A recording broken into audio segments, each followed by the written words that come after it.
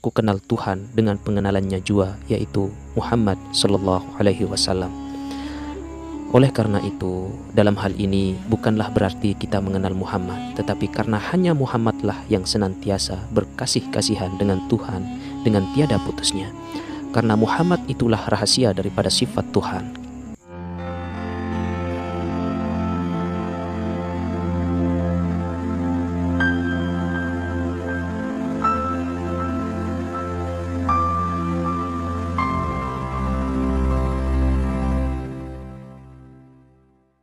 Bismillahirrahmanirrahim. Assalamualaikum warahmatullahi wabarakatuh. Liridallahu ta'ala bisyiril fatihah. Bismillahirrahmanirrahim. Alhamdulillahirabbil alamin. Arrahmanirrahim. Maliki yaumiddin. Iyyaka na'budu wa iyyaka nasta'in. Ihdinas siratal mustaqim. Siratal ladzina an'amta 'alaihim ghairil maghdubi 'alaihim waladdallin. Amin. Subhanaka la ilma lana illa ma 'allamtana innaka antas samiul alim. La haula wala quwwata illa billahil aliyil azim. Qala al-musannif rahimakumullah, ilahi anta maqsudi wa ridhaka matlubi, i'tini muhibbataka wa ma'rifataka. Sahabatku, saudaraku, Sigar Penjalin yang dirahmati Allah Subhanahu wa taala, semoga kalian dalam keadaan sehat walafiat, dalam keadaan sadar, dalam keadaan selalu mengikuti kehendak Allah Subhanahu wa taala yang muncul di dalam batinmu. Alhamdulillahirabbil alamin. Kesempatan di malam yang berbahagia ini, saya akan mencoba untuk memberikan sebuah muzakarah ma'rifat, muzakarah untuk mengenal diri, mengenal Allah. Man arafa nafsah faqad arafa rabbah, yang dalam hal ini kaitan daripada amanat, daripada tentang nyawa. Karena sesungguhnya apakah yang dimaksud daripada nyawa secara sejati? Saudaraku Sigar Penjalin rahimakumullah, mari kita mulai. Bismillahirrahmanirrahim. Amanat tentang nyawa. Orang yang memiliki syariat dan hakikat itu dinamakan sebagai tahqiq, artinya yang benar, dan amanat itu bisa dicabut dalam manusia apabila Tuhan menilik dengan kemurkaannya. Maka peliharalah amanat yang dititipkan Tuhan kepada kita. Itulah tugas berat yang dipikulkan Tuhan kepada diri manusia, yaitu pemeliharaan rohani. Adapun karena nyawa urusan Tuhan, maka lemahlah orang membicarakannya. Yang oleh ahli tauhid, nyawa itu dinamai daripada Rasul, sedangkan Rasul itu adalah Muhammad sallallahu alaihi wasallam. Dan kepada Muhammad itulah putusnya pengetahuan kita tiada sampai kepada martabat pengenalan kepada Tuhan. Hanya Muhammad itulah wasitoh untuk menyampaikan daripada pengenalan kita kepada Tuhan. Ada sebuah kata atau ada sebuah asumsi yang mengatakan bahwa ku kenal Tuhan dengan pengenalannya jua, yaitu Muhammad sallallahu alaihi wasallam. Oleh karena itu, dalam hal ini bukanlah berarti kita mengenal Muhammad, tetapi karena hanya Muhammadlah yang senantiasa berkasih-kasihan dengan Tuhan dengan tiada putusnya. Karena Muhammad itulah rahasia daripada sifat Tuhan. Dalam peribadatan, orang yang makom hakikatnya seperti sembahyang misalkan, kemudian bertafakur dan sebagainya, harus melalui musyahadah. Dan musyahadah harus melalui makom fana, artinya meniadakan diri pada diri yang batin. Artinya dalam arti mati secara maknawi. Artinya dalam keakuan kita tidak ada Adam yang kasar ini. Yang ada hanyalah Muhammad dengan Tuhannya. Inilah yang dinamakan daripada mati hakikat. Maka beradalah diri itu dalam keadaan setengah sadar. Disinilah batasan pengetahuan kita. Itulah sebesar-besarnya jalan ma'rifatullah. Saudaraku Sigar Penjalin rahimakumullah, apabila kita berbicara tentang nyawa, maka adapun nyawa itu tatkala syakaratul maut bagaikan cahaya lampu yang kembali. Cahaya itu kepada lampu tatkala ia padam, karena cahaya lampu itulah yang dinamakan daripada haknya atau hakikatnya. Maka pulanglah hak itu kepada yang empunya hak, seperti firman Allah, katakanlah olehmu wahai Muhammad bahwa semua itu berada dalam genggamanku.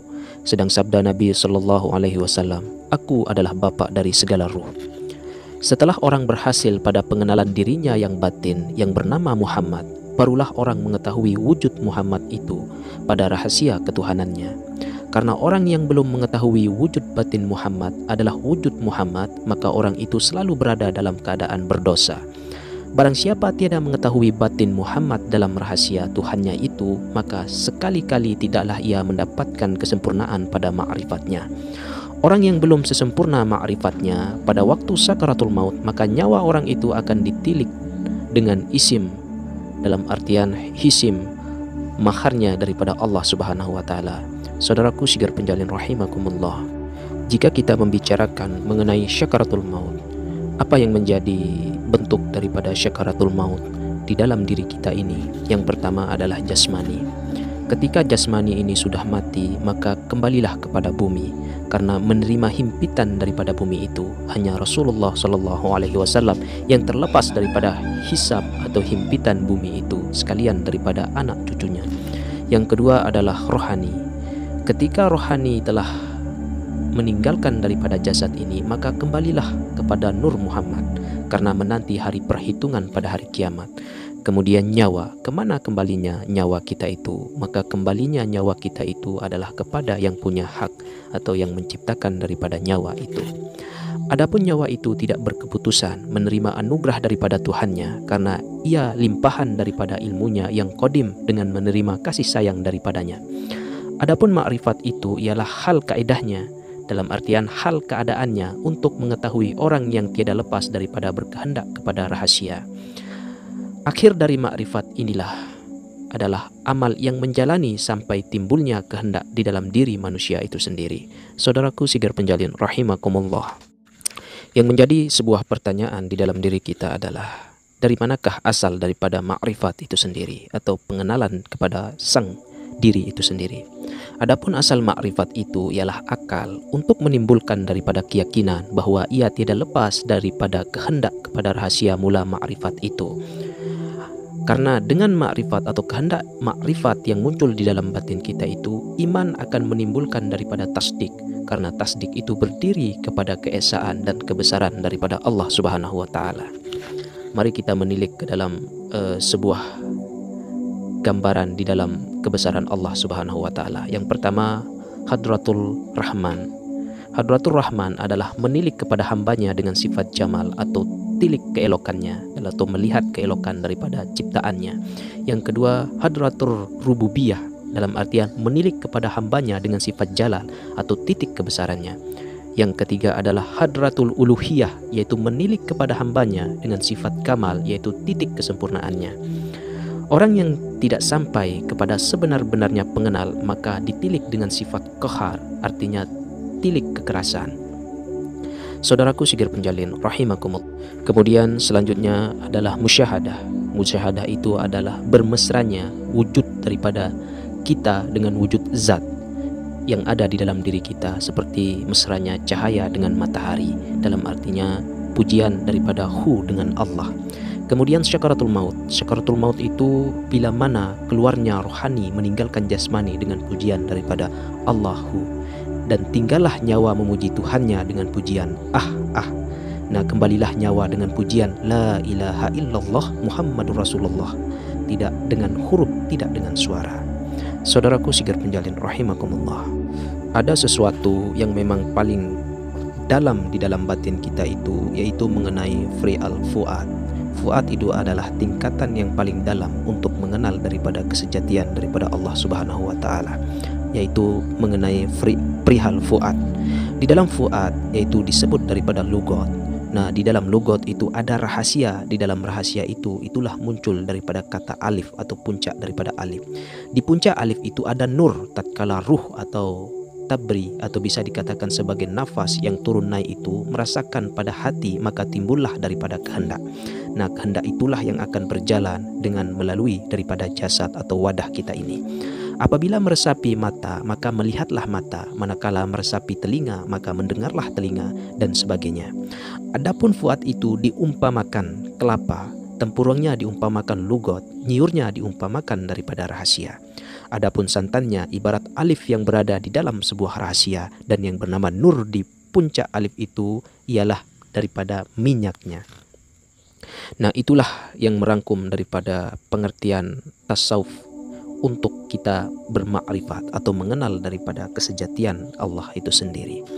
Maka dari penjelasan yang di atas tadi, maka muncullah makna yang terdalam daripada tasawuf itu sendiri menurut hurufnya. Yang pertama daripada tak yang bermakna daripada tajrid, yaitu mensucikan diri daripada dosa batin. Kemudian sod artinya membersihkan diri dari maksiat batin dalam arti sofa. Kemudian wafa atau waw artinya memasuki daripada sifat kepujian atau mahmudah. Dan yang terakhir adalah fa, yaitu fana, artinya karam dalam lautan pertemuan yang gaib kepada yang maha gaib. Nah, itulah daripada gambaran bagaimana cara kita mengenal Allah Subhanahu wa taala melalui ilmu tasawuf. Saudaraku sigar penjalin rahimakumullah, mungkin hanya ini mengenai pembahasan pada kesempatan muzakarah malam hari ini. Semoga Allah Subhanahu wa taala memberikan rahmatnya kepada diri kita sekalian, agar senantiasa untuk memberi jalan, memberi naungan untuk lebih meningkatkan daripada derajat kita sebagai manusia atau sebagai insan kamil mukamil. Akhirul kalam, assalamualaikum warahmatullahi wabarakatuh. Salamun qawlan mir rabbir rahim. Salamun qawlan mir rabbir rahim. Salamun qawlan mir rabbir rahim. Allahumma salli wa sallim ala sayyidina nur fi qalbi wan nur fi sam'i wan nur fi haqqi la ilaha illallah Muhammadur Rasulullah sallallahu alaihi wasallam. Allahumma salli ala sayyidina Muhammad.